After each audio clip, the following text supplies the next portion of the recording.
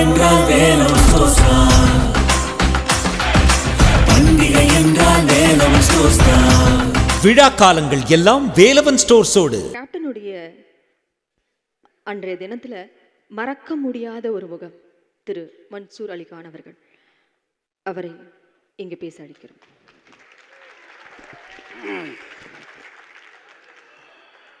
எனது குடும்பத்தை சார்ந்த அனைவருக்கும் பணிவான வணக்கங்கள். இந்த புகழஞ்சலியை கேப்டன் விஜயகாந்த் அவர்களுக்கு மிகவும் சிரத்தையோடு நடத்தி கொண்டிருக்கும் தென்னிந்திய நடிகர் சங்கத்தினருக்கும் அனைத்து உறுப்பினர்களுக்கும் தலைவர் நாசர் அவர்கள், செயலாளர் விஷால், பொருளாளர் கார்த்திக் மற்றும் பூச்சி முருகன் ஐயா, அனைத்து பொறுப்பாளர்களுக்கும் பணிவான வணக்கங்கள். உலகத்தில் புரட்சி தலைவர் எம்ஜிஆர் மக்கள் அனைவர் மனதிலும் இதயத்திலும் இடம் பிடித்தவர்.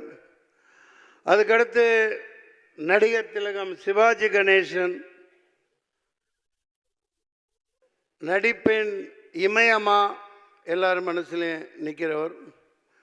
புரட்சி கலைஞர் விஜயகாந்த் ஒருவர் தான் 15 கோடி தமிழர்களின் இல்லங்களிலும் குடியிருந்து கொண்டிருக்கும் ஒரே மனிதராக எப்போதும் திகழ்வார், எப்போதும் திகழ்வார். அன்னாரின் ஆன்மா சாந்தி அடைய நான் வல்ல இறைவனை பிரார்த்திக்கிறேன். நாங்கள் 4-5 வருஷம் முன்னாடியே நான்லாம் செத்து போயிட்டோம். எப்போ அண்ணன் கேப்டன் உடல்நிலை மிகவும் மோசமாகி அது என்ன ட்ரீட்மெண்ட்டு என்ன ஏது எங்களுக்கு சொல்லப்படலை. அதில் பல மன வருத்தங்கள் இருக்குது. அது இங்கே பேசுகிறதுக்கு உண்டு பயன் இல்லை. என்னால் தாங்க முடியல, அதெல்லாம் பார்க்க முடியல.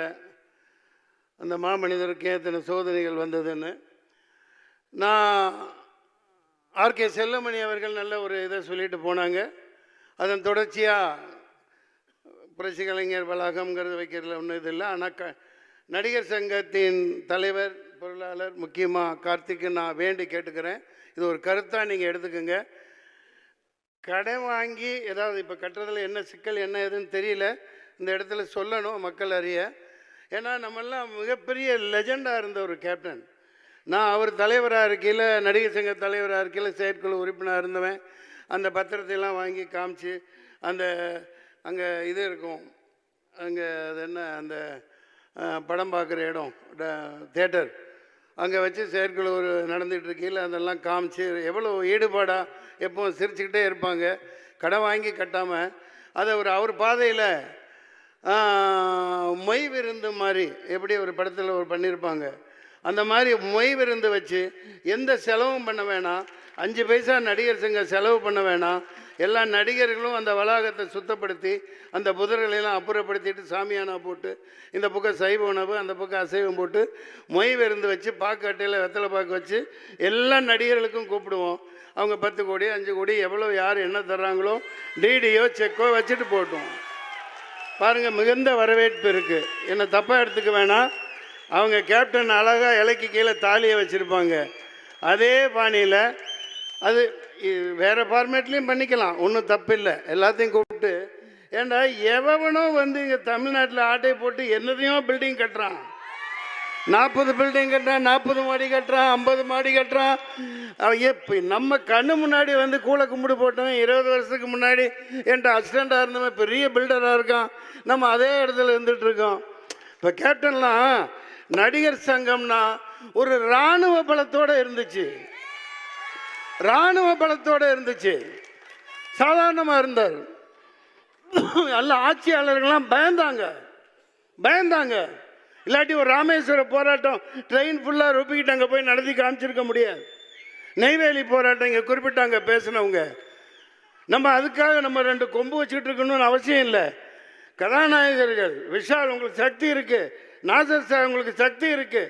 இனிமேலும் நடிகர் சங்கம் ஒரு இராணுவ பலத்தோட மிகப்பெரிய அங்கமா தமிழ்நாட்டில் இருக்கணும். எவனுக்கும் கட்டுப்பட வேண்டிய அவசியம் இல்லை. பார்த்துக்கலாம், எத்தனையோ கோடி போட்டு பணம் எடுக்கணும். தயவு செஞ்சு கடன் வாங்காதீங்க. அதாவது டிரான்ஸ்பரண்டாக இருக்கட்டும். எந்த நடிகர் என்ன கொடுக்குறாங்களோ. என்னங்க இதெல்லாம் ஒரு ஜிஜிபி மேட்ருங்க, சாதாரண விஷயம். ஒரே வருடத்துக்குள்ளே கட்டப்பெறணும். விஷால் அது நிச்சயமாக செய்வார். கார்த்திக் பொருளாளர்கிட்ட கெஞ்சி கேட்டுக்கிறேன், நான் கூட வரேன். நீங்கள் செயற்குழு உறுப்பினர்கள் மட்டும் ஈகோ பார்த்துட்டுலாம் இருக்காதீங்க. நடுராத்திரி கூப்பிடுங்க, எப்போ கூப்பிட்டாலும் வரோம், எல்லாரும் வருவாங்க. இது ஒரு சாதாரண விஷயம். எம்ஜிஆர் நடத்தின மாதிரி அந்த இடத்துல இப்போ இந்த பொங்கல் வச்சு ஒன்றுமே நடக்கலை. அந்த இடத்துல நல்லா கட்டடம் கட்டின பிறகு எல்லாத்தையும் பளபளான்னு போட்டு மார்பிள் போட்டுறாதீங்க. பொங்கல் வைக்கிறதுக்கெல்லாம் இடம் வச்சுருங்க. வருஷம் வருஷம் கேப்டன் பேரில் பொங்கல் விழா நடத்தணும்.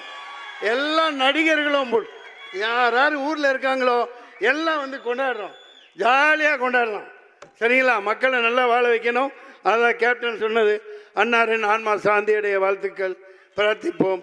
நன்றி, நன்றி, வணக்கம். இந்த வீடியோ உங்களுக்கு பிடிச்சிருந்தா ப்ளீஸ் லைக் அண்ட் ஷேர் பண்ணுங்க. மறக்காம எங்க சேனலை சப்ஸ்கிரைபும் பண்ணுங்க.